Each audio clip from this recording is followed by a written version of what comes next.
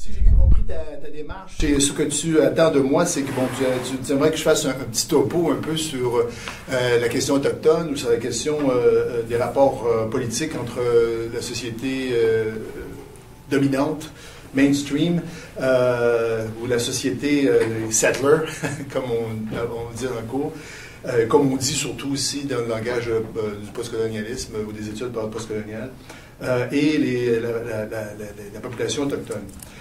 Bon, c'est évident qu'en 10 minutes, on ne peut pas faire le tour. D'une part parce que l'histoire, elle est lourde, elle est longue.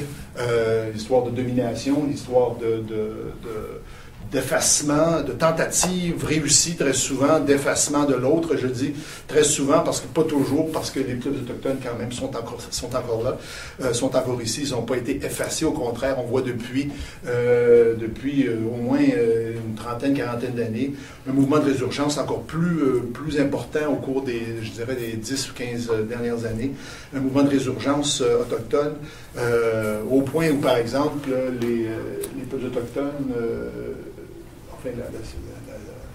l'Assemblée des Premières Nations du Québec du Labrador, les Inuits, entre autres aussi, ont déclaré, et par exemple, M. Picard récemment se disait « Je suis souverainiste, je suis Inuit ».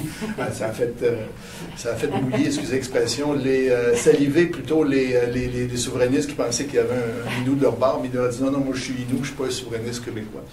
Et donc ça, c'est une marque, si vous voulez, c'est un exemple de ce mouvement de résurgence. On l'a vu aussi à travers des mouvements comme Idle No More, dont vous avez sans doute entendu parler. On l'a vu à travers, bien sûr, aussi la grève de la faim de Mme Theresa Spence. C'est au moment où Idle No More a surgi autour des conditions terribles et inhumaines que l'on trouvait sur sa réserve à Tawapiskat, en Ontario, dans le nord de l'Ontario.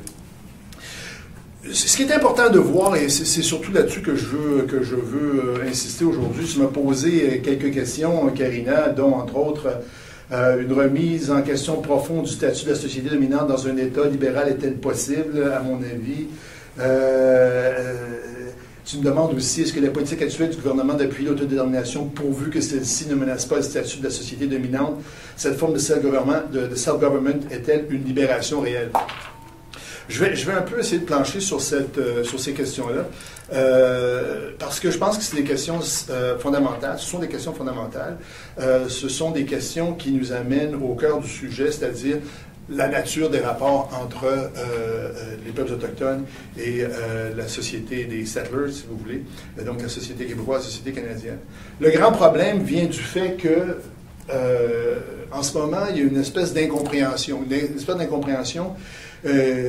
qui est liée à notre adhésion à des valeurs démocratiques libérales, qui sont des valeurs assez généreuses, qui embrassent, si vous voulez, la diversité. On dit embrasser la diversité, si on regarde nos chartes, la charte québécoise, la charte canadienne, bien sûr, ce sont des chartes qui sont très généreuses, des chartes de droits de la personne. Donc tout le discours des droits de la personne, des droits humains, est très fort, très prenant.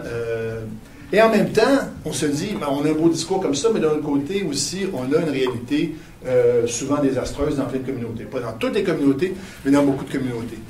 Comment expliquer donc cet écart? Parce que finalement, c'est le grand problème.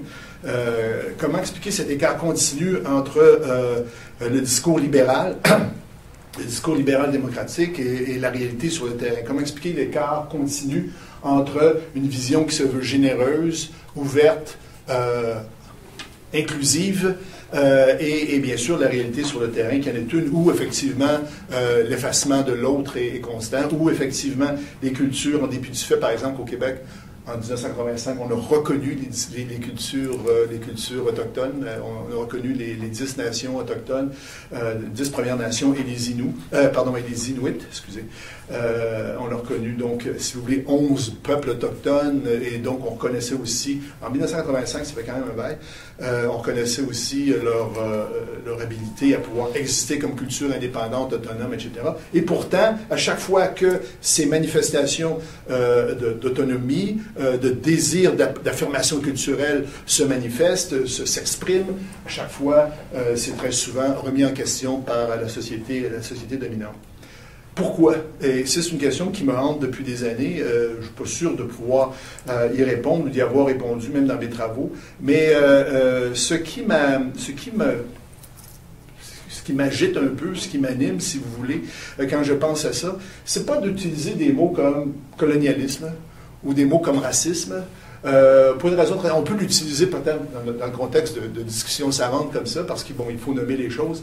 Cependant, je ne suis pas sûr que ce soit le meilleur discours, le meilleur langage à utiliser lorsque, par exemple, j'essaie de convaincre un membre de ma famille qui dit encore les Autochtones, encore ceci, encore cela, qu'est-ce qui se passe, qu'est-ce qu'ils payent, ils payent pas de taxes, les autres on en paye, ce genre de discours qu'on entend souvent. Et cette espèce de vision très souvent qui tend à écarter l'Autochtone, qui tend à écarter l'autre.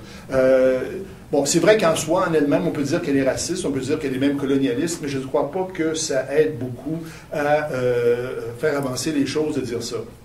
Je pense plutôt qu'il faut se tourner vers une analyse des rapports de force, des rapports de pouvoir, des relations de pouvoir qui existent. Il faut se tourner, il faut comprendre la nature de l'hégémonie que nous exerçons en tant que settlers sur l'ensemble de la société québécoise, canadienne. Il faut comprendre aussi, et c'est ce que j'essaie d'expliquer quand je suis confronté à des gens qui se posent des questions, puis ils disent, pourquoi est-ça qu'on leur donne tant de choses, puis que ça n'avance pas plus, puis comment ça se fait qu'il y a des réserves encore, etc., etc. Bref, ce que j'essaie de montrer, c'est que ce à quoi j'essaie de montrer, ou de penser plutôt, c'est d'expliquer la nature des dynamiques de pouvoir qui existent dans nos sociétés. La dynamique de pouvoir, elle est très simple.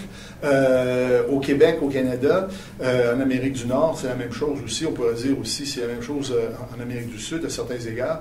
Il y a eu une tentative très réussie de s'approprier le sol, le territoire, par des Européens. Vous savez, vous connaissez l'histoire aussi bien que moi.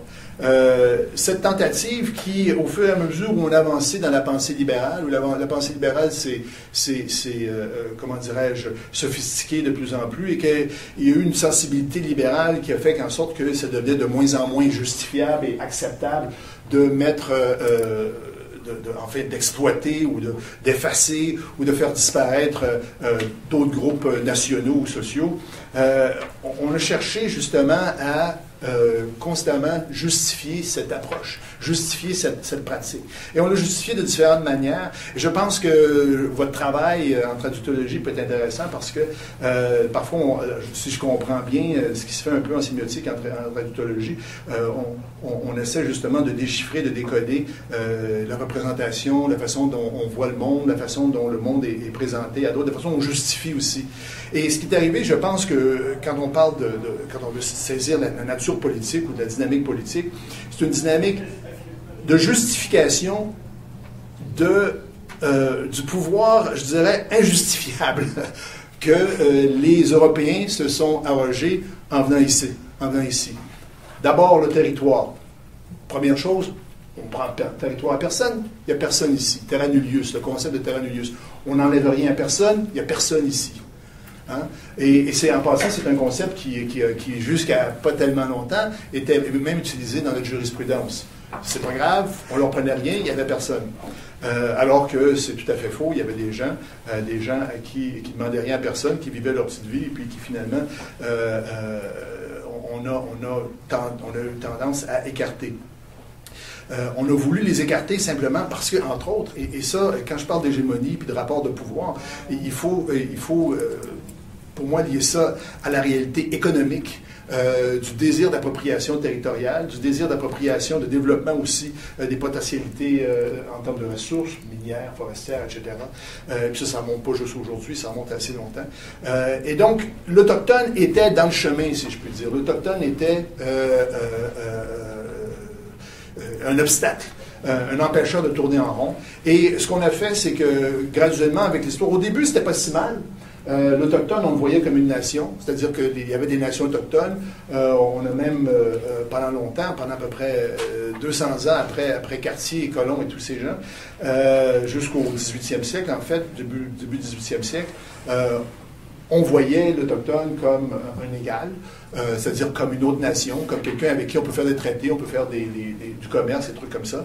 à telle enseigne que même en 1701, il y avait la Grande Paix de Montréal. Là, on dit, OK, c'est correct, on va arrêter de se chicaner, on vous reconnaît tous comme étant des nations indépendantes, puis on va essayer justement de sceller une alliance de façon à ce qu'on puisse faire du commerce ensemble. Mais peu à peu, ça s'est effrité, et surtout à la fin du 18e siècle, lorsque les Anglais ont conquis la Nouvelle-France et le Québec, et ce qui va devenir le Canada plus tard, il y a eu la proclamation royale qui disait essentiellement aux Autochtones, faites-vous-en pas, on va vous protéger, on va vous garder vos terres, etc., etc. Les Autochtones les peuples autochtones en général prenaient ça assez bien parce qu'ils voyaient ça comme une espèce d'accord de respect mutuel, si vous voulez, c'était une espèce de traité, dans le fond. C'est correct, vous venez ici, vous nous protégez, vous nous garantissez la protection de la reine, du roi plutôt, à l'époque, c'était le roi. Bon, ça peut aller. Sauf qu'on est allé vers deux interprétations tout à fait différentes. Pour les Autochtones, c'était, OK, vous venez ici, c'est bien, mais ça ne veut pas dire qu'on vous donne notre territoire, alors que pour les Européens, c'est-à-dire les Britanniques dans ce cas-ci, c'était, ces traités-là nous permettent justement de nous arroger le territoire, de prendre le territoire. On va vous protéger, mais en réalité, ce territoire-là, nous le contrôlons. Et cette tension, si vous voulez, cette incompréhension fondamentale va perdurer de plus en plus à travers le 19e siècle et par la suite, bien sûr, au 20e siècle, où essentiellement, ce qu'on va essayer de faire, c'est de carrément tasser l'Autochtone, ou même de le traduire, de l'assimiler ou de le faire disparaître carrément. Ça a été, par exemple, vous avez sans doute entendu parler des pensionnats. Le but des pensionnats, c'était justement d'effacer l'Indien, de faire en sorte que l'Indien disparaisse carrément. On lui enlève sa langue, on lui enlève son identité culturelle, on lui enlève son identité propre, individuelle, son identité collective. Tout ça, l'idée, c'était justement avec les pensionnats de forcer les jeunes autochtones à aller dans les pensionnats. L'idée de ça, c'était l'effacement. Le but de ça, c'était l'effacement. Donc, constamment, l'État libéral canadien, l'État libéral démocratique canadien, se cherche parce que, je pense, en quelque part, on réalisait bien que, surtout maintenant, on le voit avec la Commission sur la vérité et la réconciliation, on voit bien qu'il y avait des actes qui n'étaient pas nécessairement moralement défendables, sauf que constamment, on a cherché à justifier ces actes moralement indéfendables en se disant, ce que l'on fait, c'est pour le bien de ces gens-là. Ce que l'on fait, ces cultures sont inférieures, ces cultures sont barbares, ces cultures sont inaptes à assurer le développement. Quand je dis ces cultures, je parle bien sûr des cultures autochtones, sont inaptes à assurer le développement correct de ces territoires. De sorte que, dans le fond, on leur rend service. Cet effacement auquel nous procédons, c'est de leur rendre service. Et finalement, l'État libéral, de façon générale, la société canadienne, québécoise canadienne, s'est toujours défendue, en quelque sorte, en disant qu'on leur rendait service, qu'on faisait une bonne chose pour eux. Et ça, et là, je passe rapidement sur des dizaines et des dizaines et des dizaines de décennies et d'histoires, de pratiques, souvent plus négatives et détestables les unes que les autres. Mais l'idée, c'était justement de faire disparaître l'Indien. Jusqu'à environ 1969, 1970, en fait, pour ceux et celles qui ne le savent pas, en 1961, 70, en 69, en fait, le gouvernement de Trudeau de l'époque a présenté un livre blanc. Le livre blanc, c'était justement pour mettre à faire. On avait eu une commission d'enquête dans les années 60, la commission d'enquête sur la situation économique des Autochtones, en fait des Indiens, à l'époque on disait des Indiens. Et puis, ce qui avait été présenté dans cette commission d'enquête-là, c'était qu'on devrait plutôt considérer les Indiens, les Autochtones, comme des citizens plus, comme des citoyens plus. C'était la recommandation principale de cette commission d'enquête, la commission Hawthorne Tremblay, en fait. Et le gouvernement Trudeau a complètement laissé ça de côté. Il a dit non, ce qu'on va faire, c'est vrai qu'économiquement, c'est pas valorisant leur situation. On comprend ça, on l'a appris avec la commission d'enquête. Mais ce qu'on va faire, on va faire en sorte que tous ces gens-là soient comme nous. Et c'est là la grande finalement, le fondement même de l'État libéral, c'est malgré sa décision ou son désir, sa volonté d'embrasser, d'inclure, etc., c'est, on le fait, oui, on inclut la diversité, tant que cette diversité ne remet pas en question la norme fondamentale, la norme dominante. Tant que cette diversité ne remet pas en question non plus la position hégémonique, ici dans le cas au Canada, des settlers. C'est intéressant parce qu'en 69, avec le Livre blanc, c'est justement ce qu'on a essayé de faire. OK, les Autochtones, vous êtes tous des Canadiens, sur le même pied d'égalité, plus de réserve, plus de loi sur les Indiens, plus de mise à l'écart, vous êtes des Canadiens comme tout le monde. Quand on conçoit ça comme ça, et même à l'époque, je pense que, honnêtement, M. Trudeau, M. Chrétien, à l'époque, quand ils ont conçu ça, je pense qu'ils pensaient faire une bonne affaire. Ils pensaient, honnêtement, être corrects. On va arrêter de considérer les Autochtones comme des citoyens de deuxième classe. Et finalement, c'est pas ce qui s'avérait être, dans le fond, c'est-à-dire, vous disparaissez, carrément, vous disparaissez, vous n'êtes plus il n'y a plus de questions de statut différents, etc., etc. On enlève tout ça, vous disparaissez, au fond, vous êtes des Canadiens comme tous les autres. Et l'idée, c'était justement d'inclure, mais en même temps de faire disparaître les Autochtones. Ça a très mal passé, à telle enseigne que le gouvernement l'État canadien, à l'époque, le gouvernement canadien de M. Trudeau a retiré son livre blanc. Et 6 ans plus tard, c'est ce qui est intéressant, c'est que 6 ans plus tard, et c'est là où on voit, je parlais de mouvement de résurgence, on peut vraiment le montrer, le dater à peu près à partir de ce moment-là, c'est que le livre blanc a en quelque sorte donné un coup d'envoi, si vous voulez, à un mouvement de résurgence et de résistance autochtone.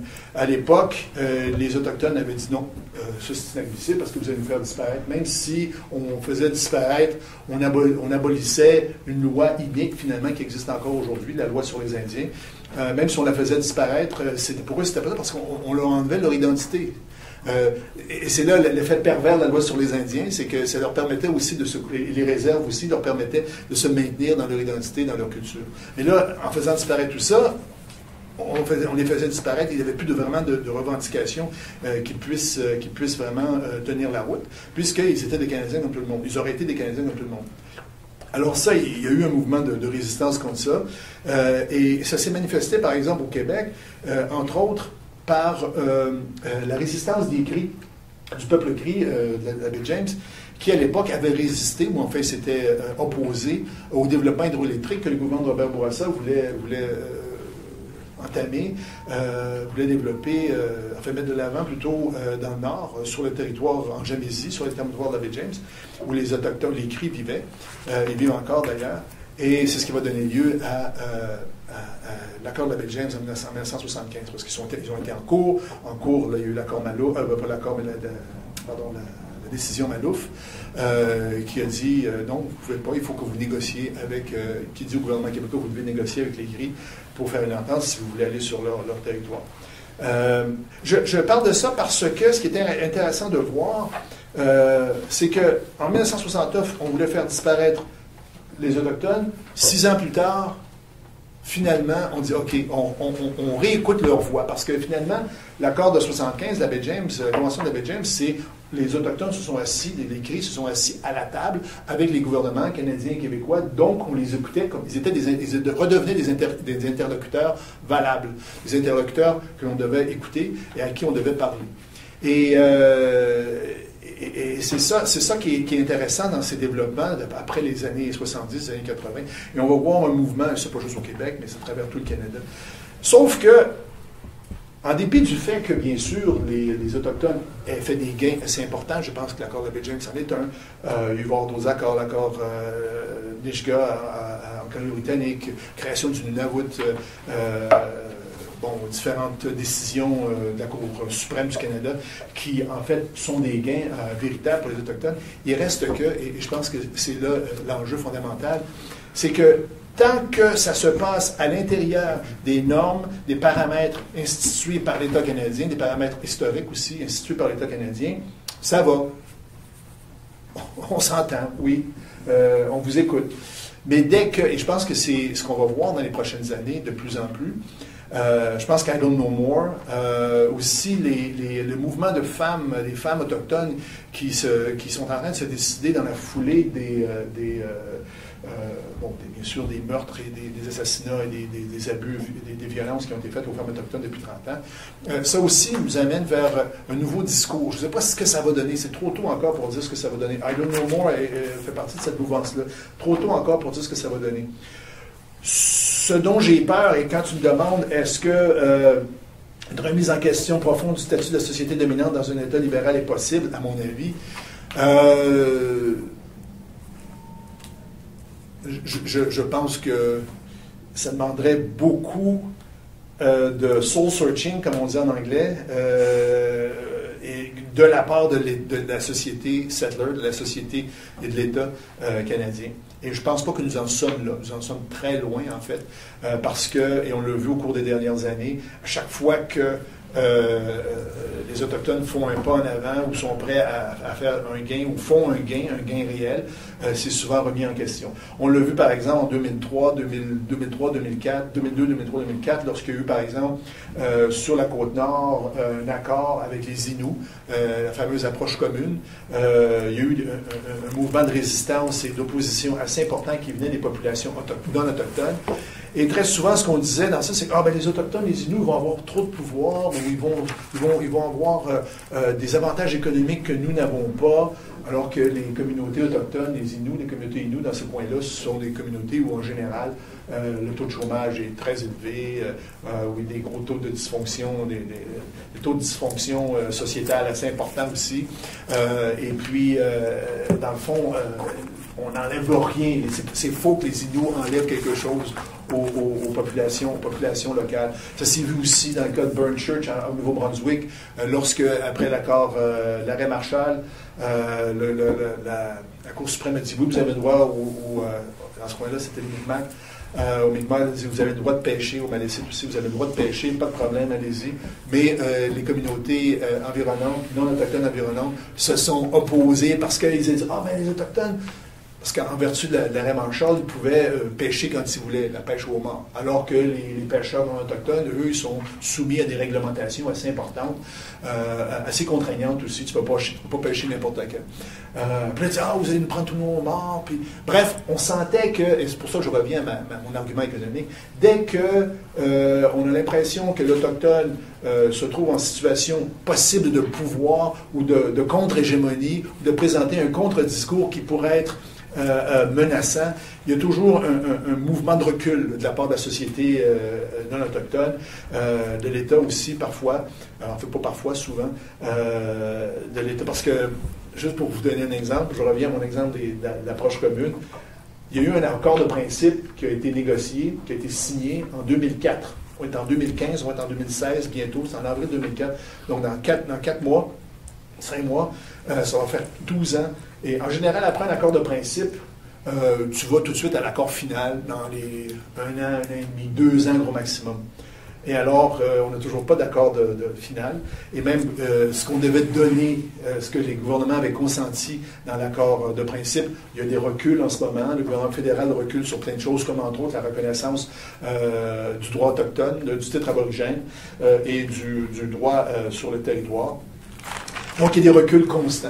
Et c'est pour ça, quand tu me dis, parce que moi, je reste assez peu optimiste, parce que fondamentalement, il y a toujours cette idée que, et dans un esprit, enfin, dans une société capitaliste, il y a toujours cette idée que l'autre, surtout si l'autre est vraiment différent culturellement en plus, ça aide pas, que cet autre va nous prendre quelque chose. Et on est toujours dans cette mouvance-là. Et tant qu'on ne sortira pas de cette mouvance, tant qu'on ne comprendra pas que pour faire avancer les choses, faire transformer les choses véritablement en ce qui concerne les rapports entre les Autochtones et la société non autochtone, il faut véritablement remettre en question, ou même admettre d'abord qu'on est en situation d'hégémonie, puis remettre en question cette hégémonie-là, c'est-à-dire dans une société libérale démocratique, dans une société qui se veut juste, une société qui est basée sur la justice sociale, est-ce qu'il est normal que j'exerce cette hégémonie-là? Puis si on n'est pas capable de dire non à cette question-là, ben on a un problème. Et je pense que justement, on n'avancera pas. Je vais arrêter là parce que je pense que j'en ai assez dit, mais c'est ça. En gros, c'est le background.